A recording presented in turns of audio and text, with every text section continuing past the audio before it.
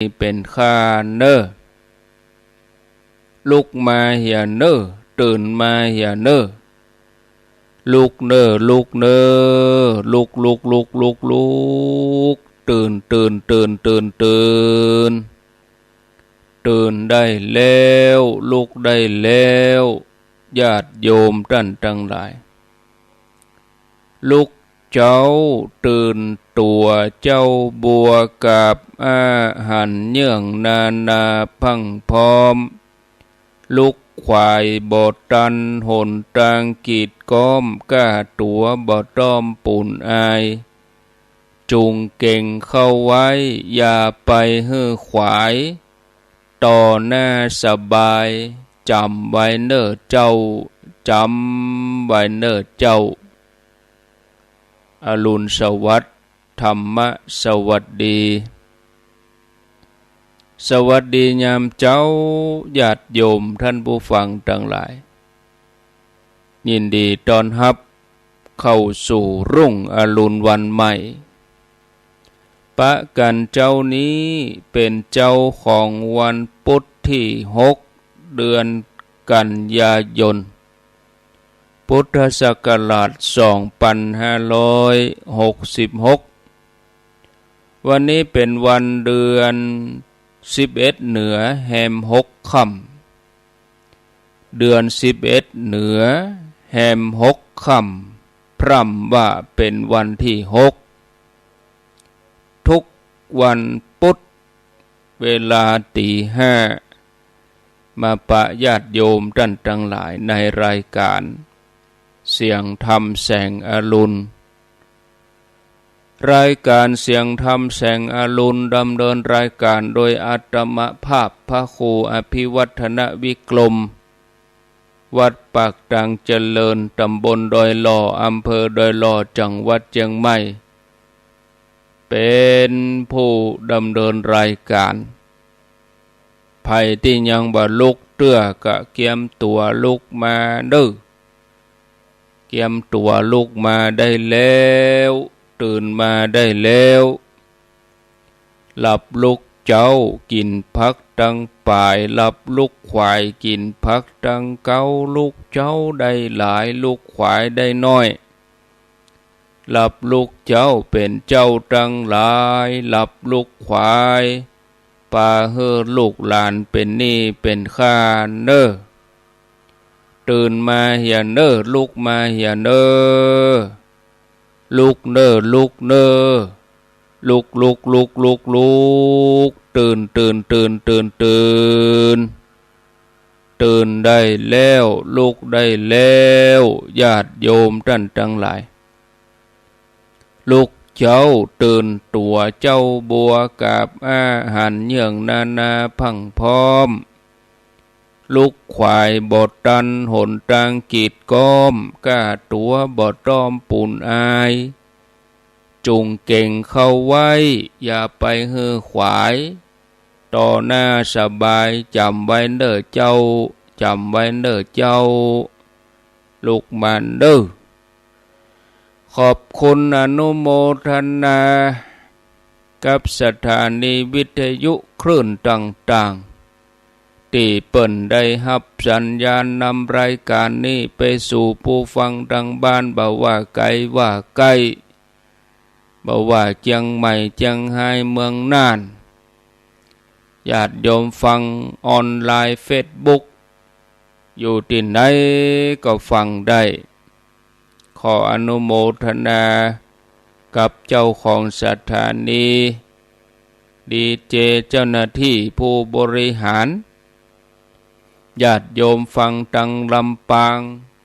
ที่คลื่นบุญยวาสวิหารมจร106.5ฟังตังเวียงป่าเป้าก็เวียงป่าเป้าเรดิโอเมื่อคืนนี้ก็ฟังที่ดอยหมอกเรดิโอ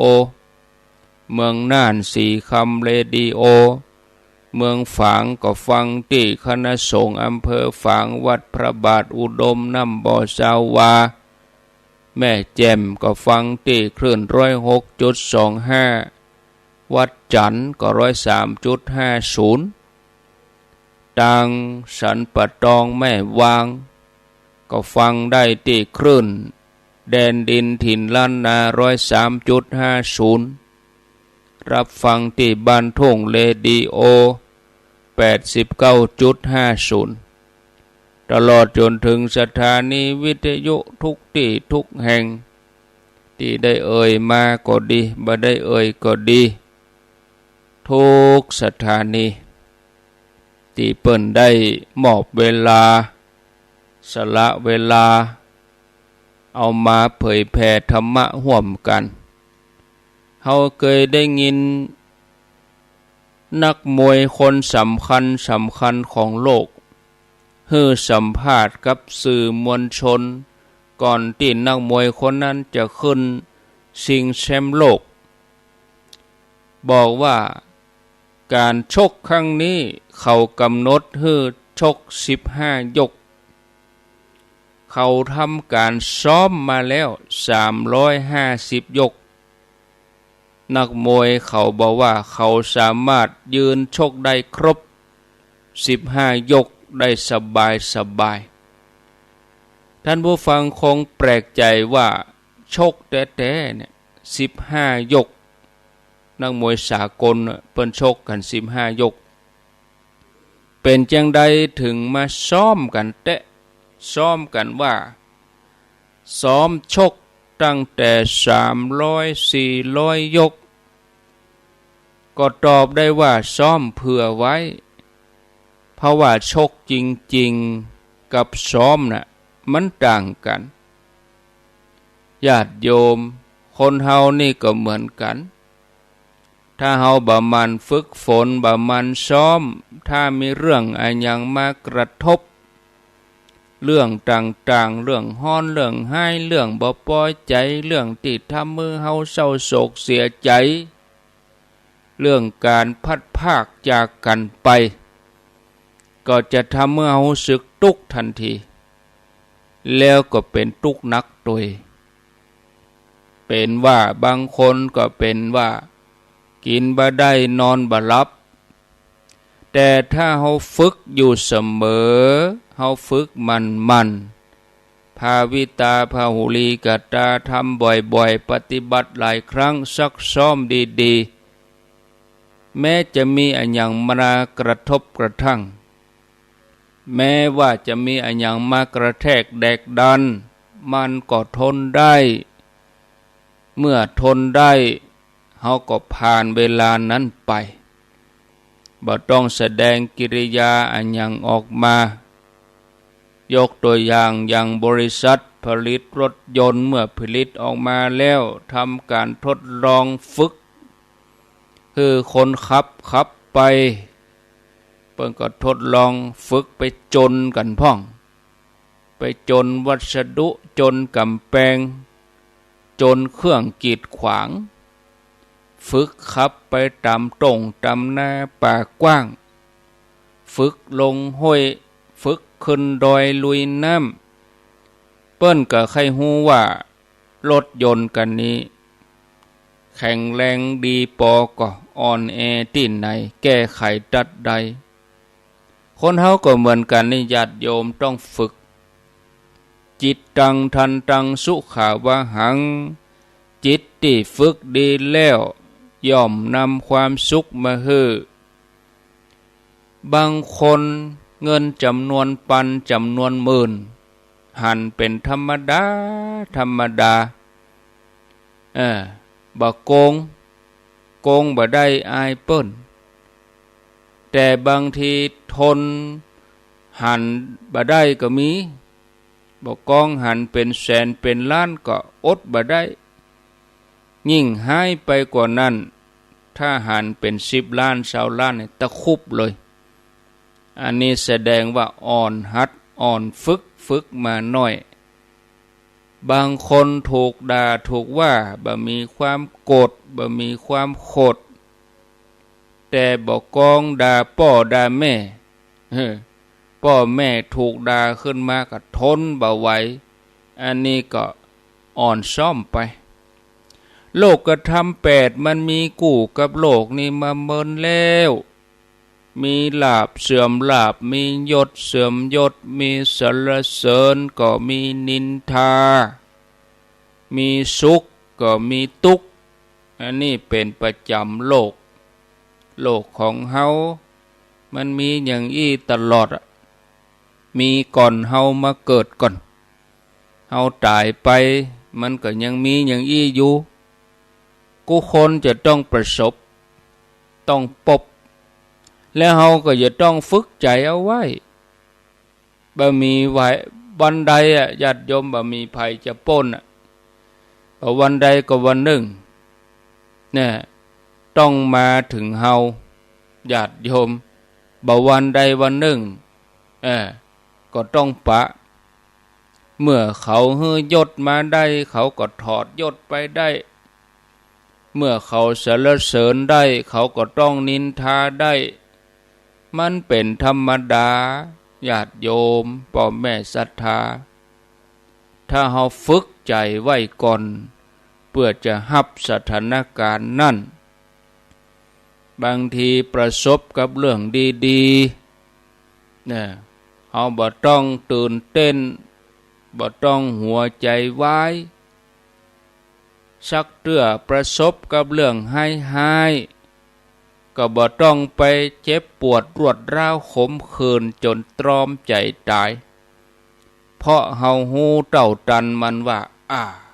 อันนี้คือธรรมดามันเป็นธรรมดาของโลกมันกู้กับโลกแก่นนี้เพราะว่าจิตของเฮามันฝึกไว้ดีแล้วฝึกไว้จนเกยเหมือนนักมวยที่ฝึกไว้แล้วซ้อมไว้แล้ว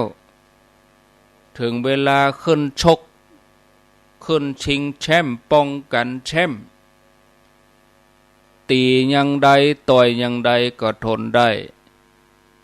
ฉะนั้นญาติโยมดังภาษิตบาลีปรากฏไว้ว่าจิตตังทันตังสุขาวหังจิตที่ฝึกดีแล้วเป็นความสุขอย่างยิ่งนี่ศรัทธาญาติโยมเวลาเฮาถูกนินทาว่าหายกึดอย่างใดจะหายทุกข์บางคนเป็นทุกข์เนาะแล้วกึดอย่างใดกึดอย่างใดจะหายทุกข์เปิ้นก็มีวิธีถึง5 วิธีตัวกันเวลาถูกนินทาว่าร้ายกึดอย่างใดจะหายทุกข์กึดว่าเป็นธรรมดาของโลกเกิดว่าอันนี้เป็นธรรมดาของโลกบ่เคยมีไผสักคนบนโลกนี้จะรอดพ้นจากกรรมนินทาแม้แต่องค์พระสัมมาสัมพุทธเจ้าของเฮาขนาดว่าพระองค์ท่านเจ้าเป็นอรหันตาประเสริฐบริสุทธิ์สูงสุดแต่ท่านเองก็ยังบ่พ้นถูกคนพาลกล่าวโจมตีว่าให้นับภาษาหยังกับเฮาเป็นปุถุชนคนธรรมดาสามัญนะก็ยังมีดีมีชั่วนะก็บ่รอดพ้นจากปากคนกึดอย่างอี้แล้วก็สบายใจการถูกนินทานี่เป็นเรื่องธรรมดาเกิดขึ้นมาพร้อมกับโลกที่บอกว่าเป็นโลกธรรม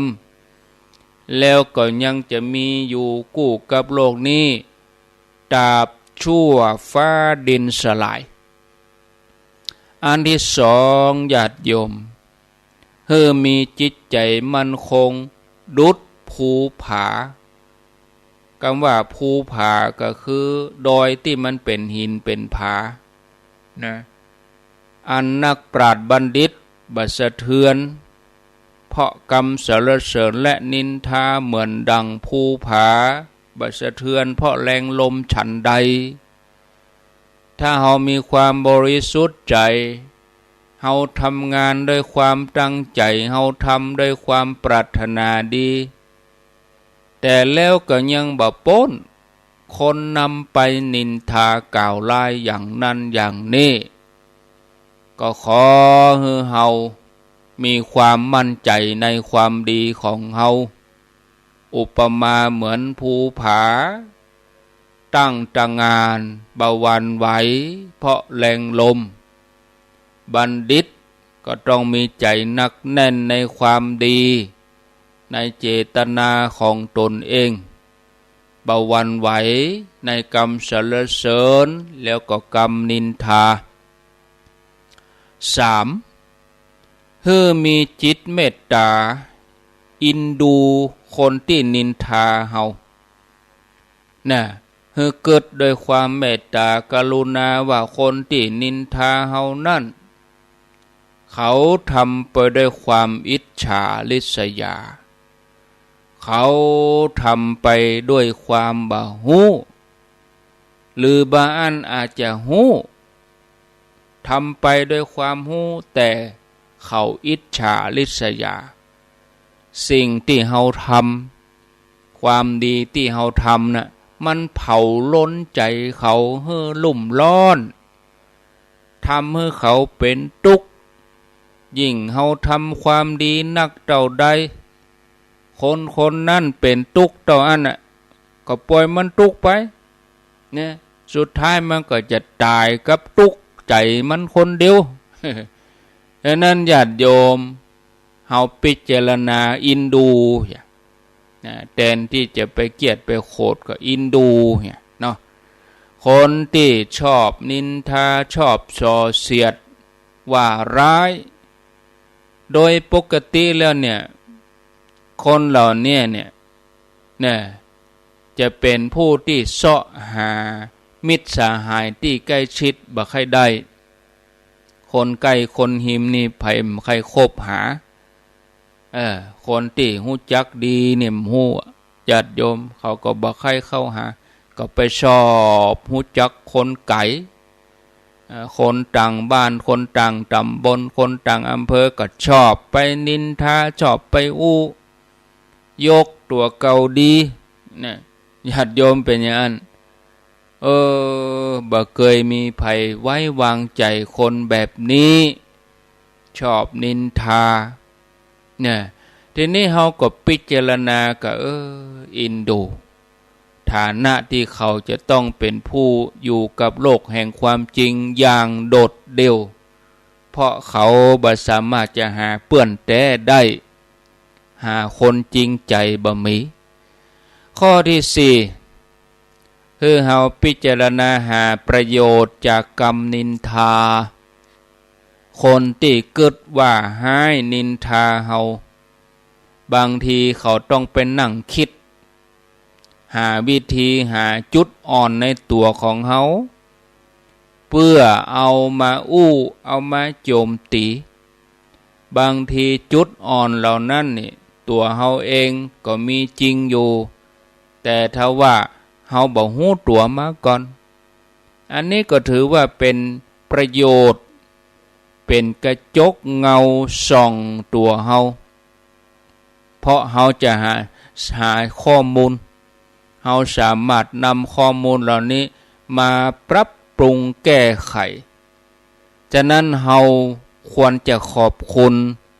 คนที่กล่าวให้ว่าให้คนที่นินทาเฮาเพราะเขาอุตส่าห์ไปนั่งคิดค้นข้อมูลมาช่วยให้เฮาปรับปรุงตัวเองดีที่สุดแล้วนะข้อที่5คือพิจารณาว่ามันเป็นปัญหาสังคมคนเฮานี่มันเป็นสังคมอยู่ด้วยกันคนเดียวนี่มีปัญหา2 คนขึ้นไปปัญหาเกิดขึ้นนี่ญาติโยมสังคมที่มีความสัมพันธ์กันเปิ้นฮ้องว่ามีความสัมพันธ์กันแนวดิ่งเน้นเรื่องการใจอำนาจครอบงำกันก็เลยมีการปลูกฝังสอนให้คนเฮากึดแก่งแย่งชิงดีชิงเด่นการกึดให้ตัวเองเหนือผู้อื่นด้อยค่าคนอื่นสอนให้อยากเป็นใหญ่เป็นโตนั่นคือมานะสอนกันมาอย่างอี้ตั้งแต่โบราณ คาดว่าบ่ต่ำกว่าหลายร้อยปีทำให้คนเฮาเวลานี้เวลาหันไผทำดีก็มักจะเกิดความอิจฉาริษยาขึ้นมาโดยที่บ่ฮู้ตัวเนี่ยคืออดทนบ่ได้ที่จะหันคนอื่นดีไปกวดตัวสังคมอย่างอี้เปิ้นฮ้องว่าสังคมแนวดิ่งคนเฮาก็เลยชอบนินทาว่าร้ายกันมันเป็นเรื่องธรรมดาถ้าเฮาคิดให้ดี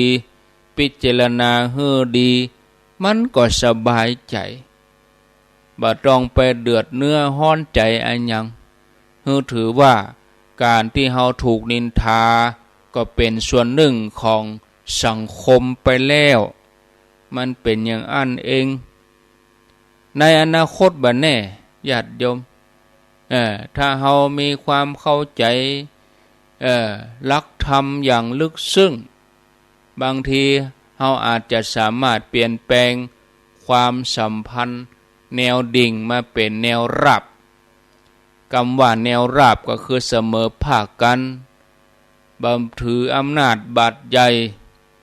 ถือความถูกต้องเป็นใหญ่เมื่อสังคมเป็นอย่างนี้ญาติโยมการนินทาว่าร้ายก็จะลดลงโดยธรรมชาตินี่ศรัทธาญาติโยมภาษิตยอดฮิตที่ว่าสังคมเสื่อมถอยเพราะคนดีท้อแท้เนี่ยหรือทำดีแต่อย่าเด่นจะเป็นภัยนี่มันชัดเจนอย่างอี้จะเล่านิทานประกอบให้ฟังเรื่องมีอยู่ว่ามีแมงงนหรือว่าแมลงวันอยู่ตัวหนึ่งแมลงวันตัวนี้บ่มีที่อยู่บ่มีที่อาศัยเป็นหลักเป็นแหล่งเอี่ยวบินเล่ล่อนหาของกินไปทั่วแล้วก็บ่ได้นึกถึงอันหยังนักนอกจากคิดว่าตัวเองมีความสุขสบายก็ดีแล้วที่มีชีวิตแบบนี้เพราะเป็นผู้ที่มีภาระบ่ต้องรับผิดชอบอันหยังวันหนึ่งแมลงวันตัวนี้บินเอวไปหาของกินไปตามภาษามันแล้วแมลงวันนี้ก็ไปปบใส่หมู่มดงามนี่มีหลายตัวมาเป็นฝูงเลยมดงามนี่กำลังขนอาหารไปที่หางของมันอย่างขมักเขม้นแข่งขันแมลงวันปล่อยเสียงหัวเราะชอบใจออกมาเย้ยหยันมดงามตัวหนึ่งได้ยินก็แงนหน้าขึ้นพอแล้วถามแมลงวันว่ามีไผในหมู่เฮาทำให้ท่านไข้หัวทำให้ท่านตลกคบขันได้ปานนี้แมลงวันก็บอกอย่างเย้ยหยันว่าข้าบ่ได้คบขันหัวเราะผู้ใดผู้หนึ่งในหมู่ของท่านแต่ข้าพเจ้ารู้สึกอินดูข้าพเจ้ารู้สึกเวทนาในชะตาของท่านทั้งหลายเนี่ยข้าพเจ้าเนี่ยรู้สึกเวทนาในโจกชะตาชีวิตของพวกเจ้าที่พวกเจ้าต้องทำงานตลอดทั้งวันเนี่ยถึงจะมีอาหารมากินจะต้องช่วยกันขนเข้าไปในห้างแบบว่าฝนตกแดดออกต้องไปเสาะมากินพิษกับตัวข้านี่บ่ต้องทำอะไรอย่างเลยแต่สามารถหาอาหารมาปนเปื้อมาใส่กระเพาะได้ตลอดเวลามดงามก็ตอบว่าชะตาชีวิตของเฮา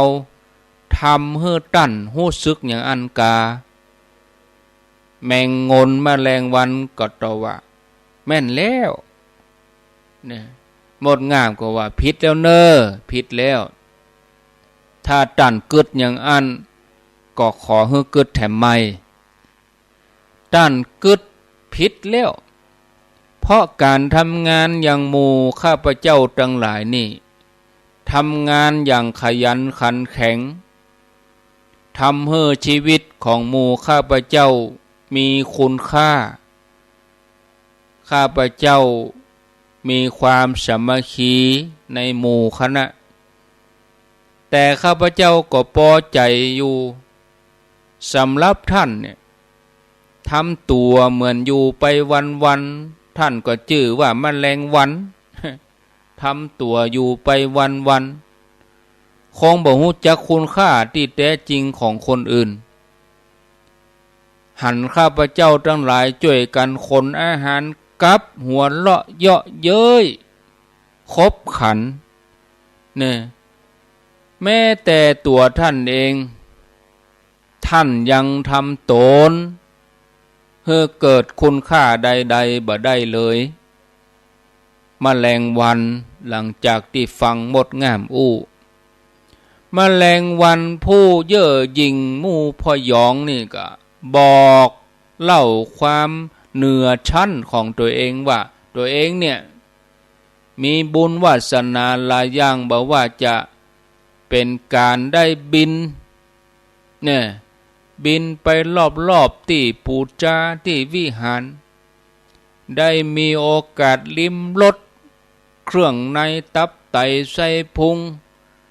ของต่างๆที่เปิ้นเอามาเส้นสวงเอามาบวงสรวงแล้วก็ยังมีโอกาสบินวนไปเกาะแผ่วชดาของฤาษีก็ได้ไปเกาะแผ่วเครื่องทรงของพญาเจ้าเมืองก็ได้ซึ่งเป็นเจ้าเหนือหัวของคนทั่วไปรวมไปจนถึงตัวข้าพเจ้าก็สามารถไปจุ่มพิษคำว่าจุ่มพิษก็คือไปจูบที่ปากของสาวงามที่ต้องการได้และสุดท้ายขอย้ำให้ท่านได้ฟังแถมครั้งหนึ่งว่าข้าพเจ้านั้นบ่ต้องดิ้นรนทำงานแต่ก็มีชีวิตที่โอ้อาหรูหราได้อย่างง่ายซึ่งเปรียบกับตัวท่านเขาผู้ที่เคี้ยวฟันยังบ่สิ้นกลิ่นน้ำนมข้าพเจ้าเกิดว่าบ่มีสิ่งใดที่จะมาเทียบกันได้หมดงามนิ่งอยู่ฟังอย่างสงบแล้วก็ตอบว่ามันก็แน่นอนอยู่แล้วท่านแมลงวันเฮาต้องภูมิใจเมื่อได้รับประทานอาหารกับเทพเจ้าแต่ก็ต่อเมื่อได้รับการเจือเจิญอย่างยินดีบ่ใจถือตนเข้าไปคนเดียวโดยที่บ่มีการต้อนรับแล้วท่านเคยได้รับการเจือเจิญก่อหรือว่าท่านเคยไปเยือนสถานที่ปูจานั้นอาจเป็นอย่างนั้นได้แต่ท่านก็ถูกขับไล่ออกมาบ่ใจกะเปิ้นเอามือปัดเปิ้นเอาภาชนะไล่ปัดไล่คุยนะก็ว่าเรื่องที่ท่านไปจับตีหัวของฤาษีแม้แต่กษัตริย์หรือว่าไปจุ่มฟิตที่ฝีปากของสาวงามถึงสองนี่เป็นสิ่งที่ควรปกปิดจากการสัมผัสแม้แต่ละอ่อนก็ยังรู้ว่าควรเคารพแล้วก็ปฏิบัติกับสิ่งเหล่านั้นอย่างให้เกียรติแต่ท่านเอามาอู้เป็นความภูมิใจตัวเองเหตุใดถึงไปล่วงละเมิดอย่างนั้นเนี่ยหรือว่าทำให้ชีวิตของท่านนั่นมีความสุขสิ่งเหล่านี้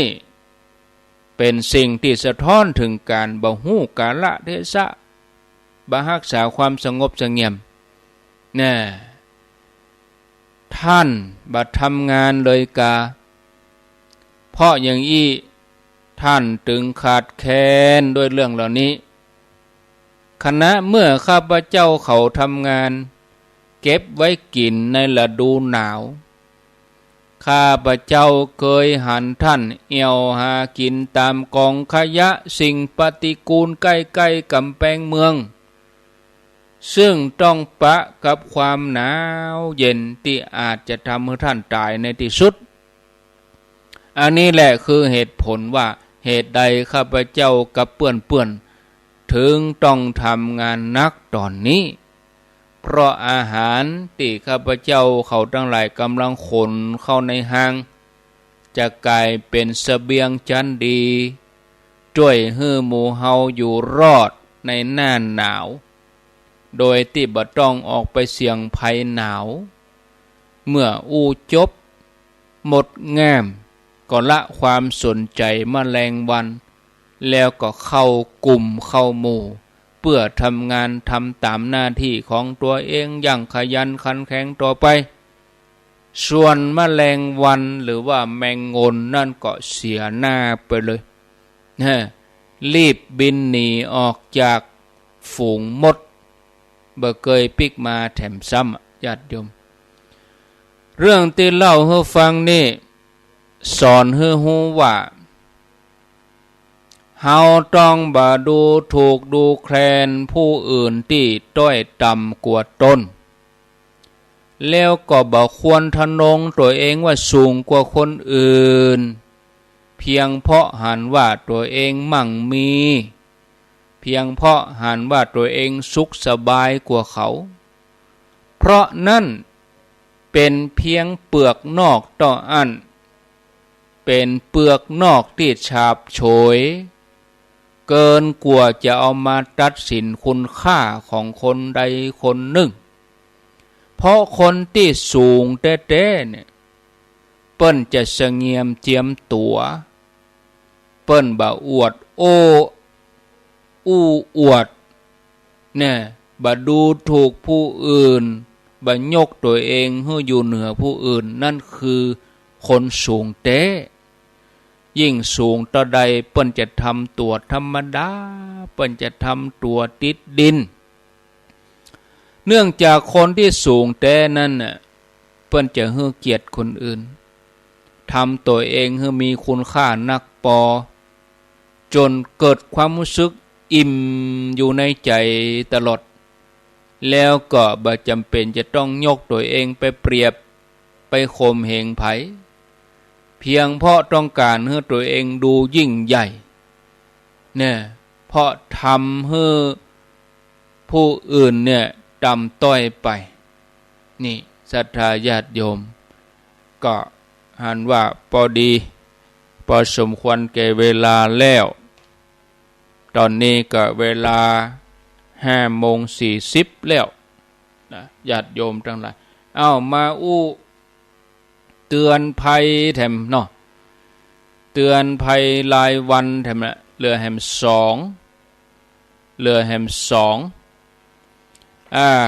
วันนี้จะถึงว่าแก๊งมิจฉาชีพเนี่ยจวนให้ทำงานหารายได้เสริม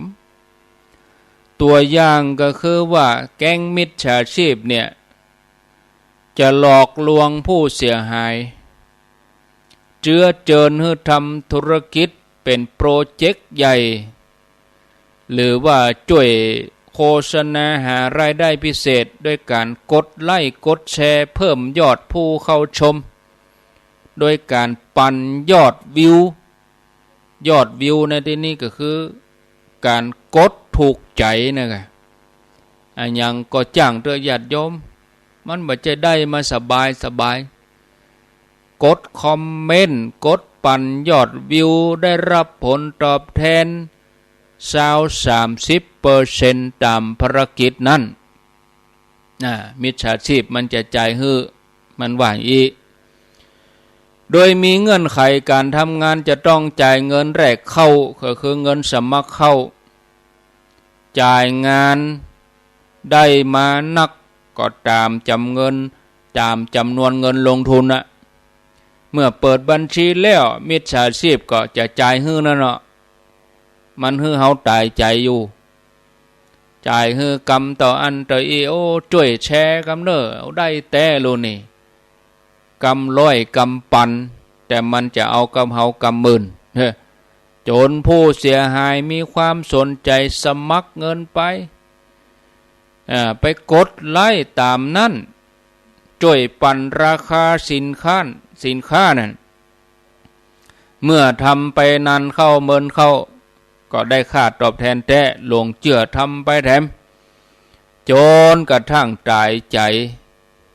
เมื่อเฮาตายใจมิจฉาชีพมันว่าเอาภารกิจมันสำเร็จแล้วในที่สุดเนี่ยมันก็ยึดเงินเฮาไปเสีย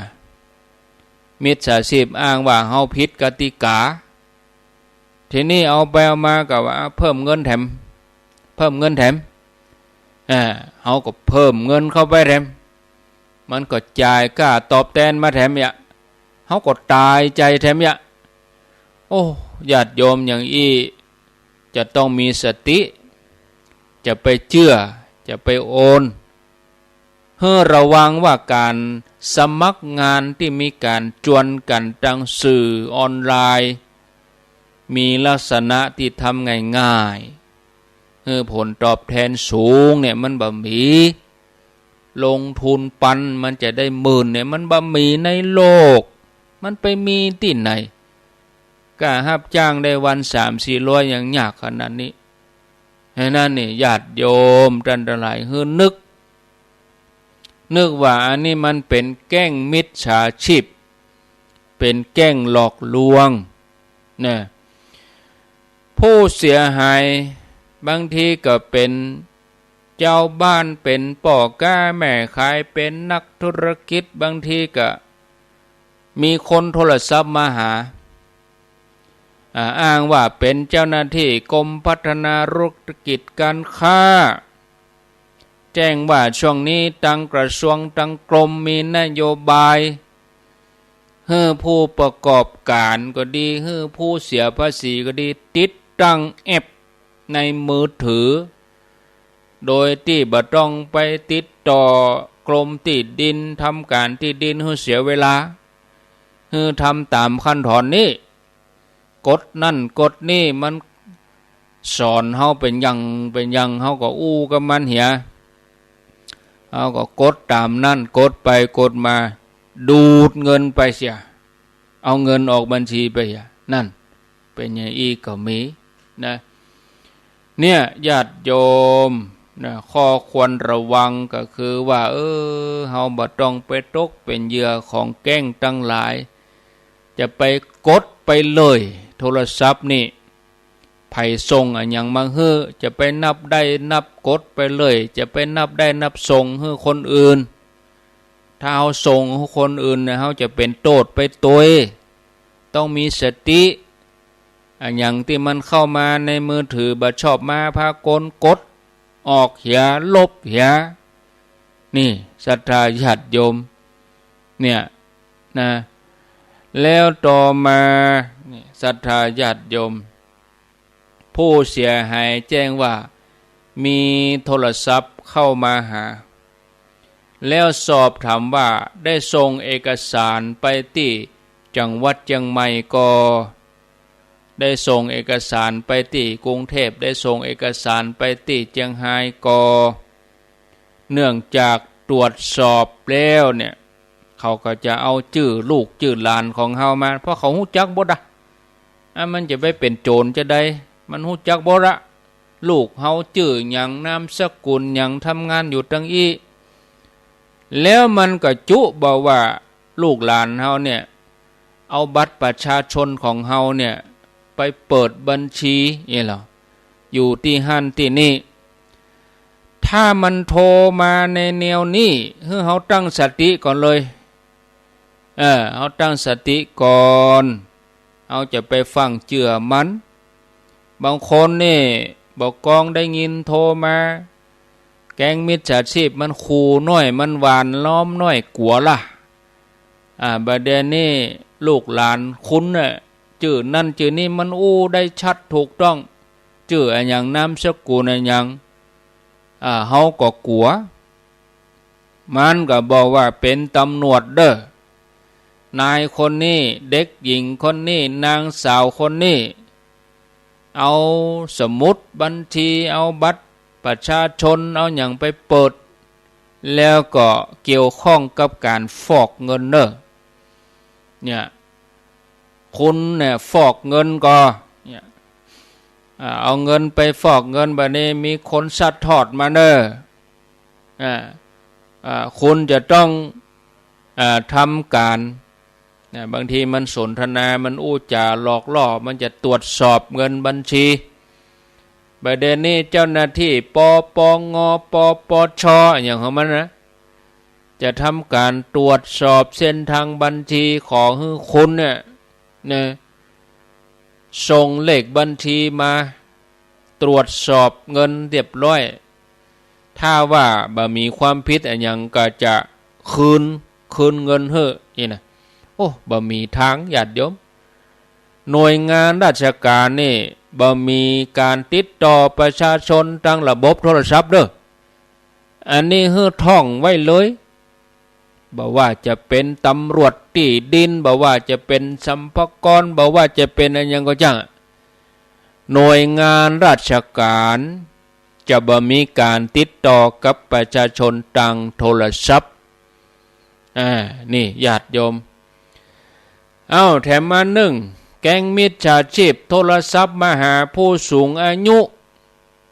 แล้วก็แจ้งว่าหลานเนี่ยเป็นปอดใจก็เป็นแม่ยิงก็ติดต่อซื้อของทางออนไลน์แล้วก็ลูกหลานนี่บ่ยอมชำระเงินบ่ยอมชำระค่าสินค้าขอให้ผู้สูงอายุขอให้อุ้ยเนี่ยจ่ายเงินแทนกำเนี่ย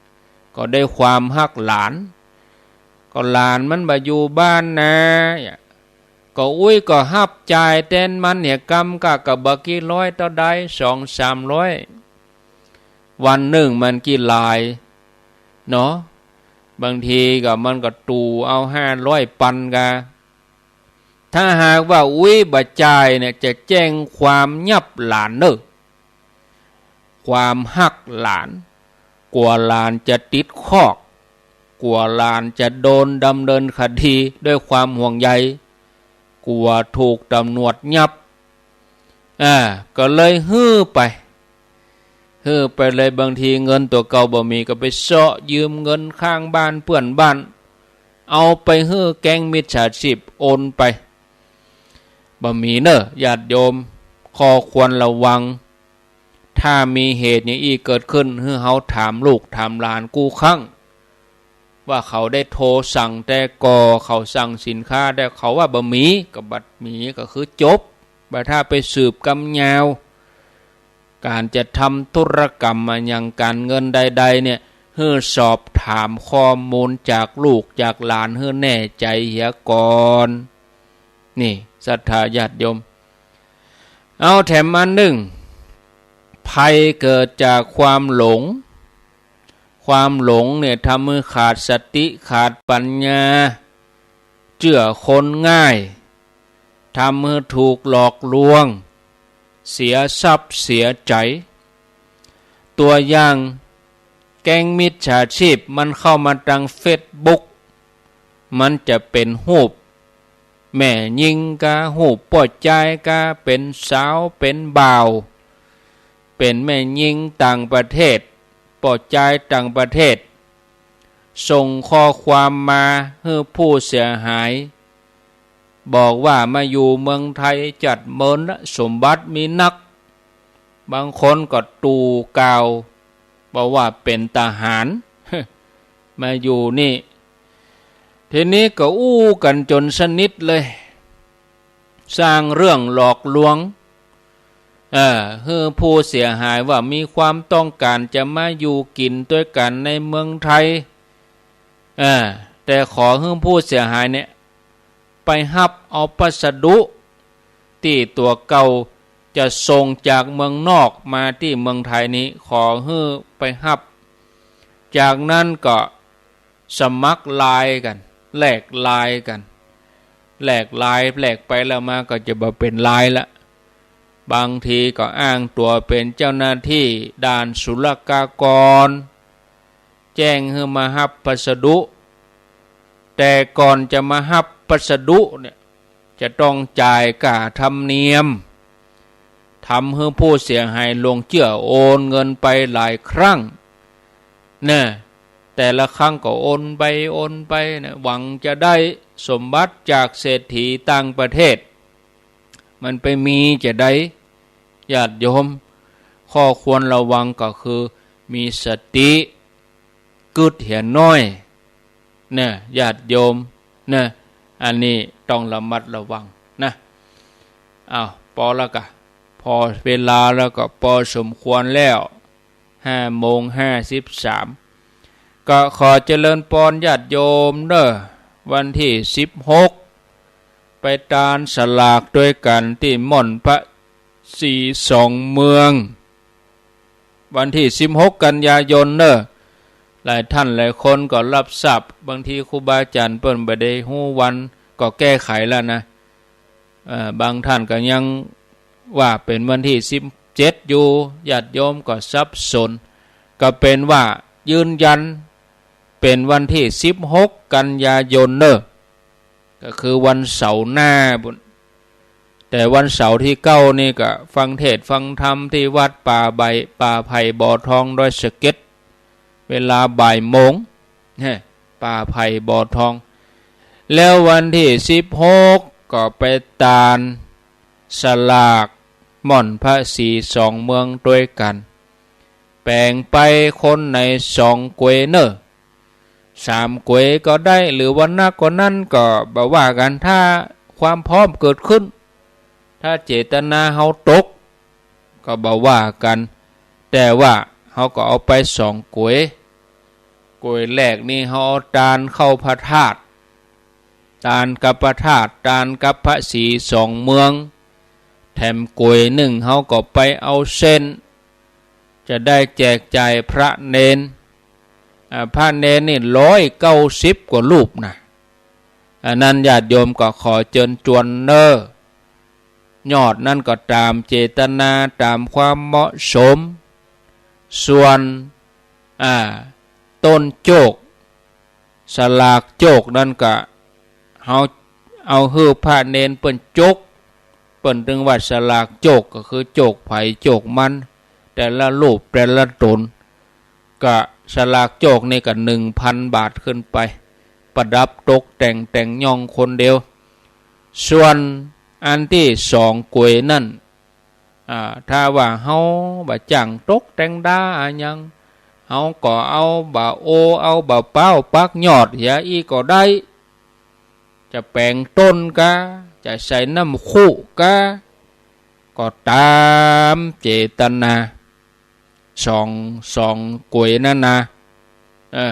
ประเดี๋ยวนี้มันก็เขียมเนาะใครจะมาสานกวยแต่ถ้าเฮาซ่อหาแต่มันก็มีอยู่แต่บางทีเฮาก็เอาง่ายเฮาก็เอาน้ำคู่เอาก็บ่ว่ากันไปตามยุคตามสมัยน้ำคู่ก็ดีเอาใส่น้ำก็ได้เนาะเอาใส่น้ำใส่หยังก็ใจได้นะถ้าเป็นกล้วยก็บางทีก็อนุรักษ์แต่มันก็เอาไปขว้างแต่ถ้าเราจะอนุรักษ์ก็ได้อันนี้บ่ว่ากันก็ขอเจริญพรเด้อวันที่16เดือนกันยายนไปร่วมกันทำบุญตานสลากที่ม่อนพระศรีสองเมืองดอยนางแก้วเจตนาเฮาก็ตานให้กับบรรพบุรุษพ่อแม่พี่น้องผีตายเก่าเน่าเหม็นบนถนนเส้นนั้นระหว่างเชียงใหม่เชียงรายด้วยสะเก็ดเวียงป่าเป้ากี่ศพกี่ลายแล้วก็บ่ฮู้เขาได้ทำบุญให้เขาเหล่านั้นแล้วที่สำคัญก็อุทิศบุญให้กับพระเดชพระคุณทั้ง2รูปที่เปิ้นได้ไปริเริ่มในการก่อสร้างแปลงม่อนพระศรีสองเมืองคือพระเดชพระคุณพระสุนทรปริยัติวิกรมอดีตเจ้าคณะอำเภอเวียงป่าเป้าอดีตเจ้าวาดวัดป่างิ้วแล้วก็พระเดชพระคุณพระเทพวิสุทธิคุณอดีตเจ้าคณะจังหวัดเชียงใหม่อดีตเจ้าคณะอำเภอดอยสะเก็ดก็เชิญชวนญาติโยมทั้งหลายเนอะ ไปร่วมบุญร่วมกุศลด้วยกันในวันที่16กันยายน2566พระเนนก็มีหลายเหมือนกันนะญาติโยมเนี่ยก็พระสงฆ์นี่ก็โดยสเกตนี่ก็97รูปเวียงเป่า74แล้วก็พระดีเจเจ้าหน้าที่พระจัดรายการแถม23รวมแล้วก็194ตนก็เชิญชวนญาติโยมไปจะไปเลี้ยงเพลเลี้ยงน้ำก็ขอเจริญพรเนอการเกี่ยมงานเพื่อเกี่ยมกัน2วันเกี่ยมกันวันที่13กับวันที่15อาตมาก็วันที่15นี่ก็จะไปนอนละเนาะ15แม่งายก็ออกวัดไปนอนปุ้นวันที่16ก็ได้อยู่กับเปิ้นเพื่อเข้าตอนเดียวฉันเพลเจ้าน้อย10โมงไปก็ได้ออกมาละเพราะว่ามีธรรมสัญจรที่วัดเชตวันยางคามตรงกันวันที่16กันยายนนี่พอดีนะเอาแล้วเน้อได้ได้จ่าวันนี้กรรมใดบทใดที่ไปนำเสนอไปบัดถูกหูบัดถูกใจท่านหนึ่งท่านใดก็ขอสุมาภัยอันใดที่เป็นสาระก็เก็บก้อนไก่สอนจิตสอนใจนำไปเผยแผ่ต่อไปขอความสุขความเจริญจงได้บังเกิดแก่ญาติโยมทุกท่านทุกคนขอบคุณทุกคลื่นทุกสถานีที่เปิ้นได้มีกุศลและเจตนาอันดีนำรายการนี้ไปสู่ผู้ฟังทางบ้านปะกันแถมไม่เนอถ้ามีเวลาถ้ามีจังหวะบ่เจ็บบ่เป็นบ่เมื่อยบ่ไข้ยังก่อยมาปะกันแถมไม่โอกาสหน้าหวังใจเป็นอย่างยิ่งว่าจะได้มาปะศรัทธาญาติโยมแถมอายุวันโนสุขังปะลา